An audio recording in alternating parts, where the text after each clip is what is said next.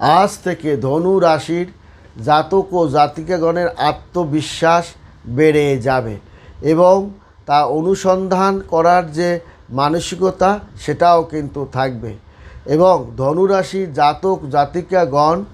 আপনার বিশেষ করে তুলার একটা প্রভাব সে পাবে, ধনুর একটা প্রভাব তো সে আসেই, এছাড়াও কুম্ভের একটা প্রভাবও কিন্তু আপনার বিশেষ করে ধনুরাশির জাতক ও জাতিকাগণ পেতে চলছে। কুম্ভের সঙ্গে সুন্দর একটা সম্পর্ক বজায়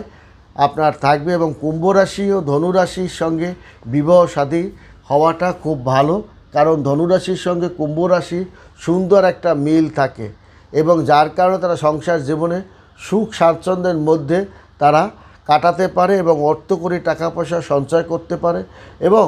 আপনার ধনুরাশি ও কুম্ভ রাশির মধ্যে বিয়ে শাদী হলে তারা একটা সুসম্পর্কের মধ্য দিয়ে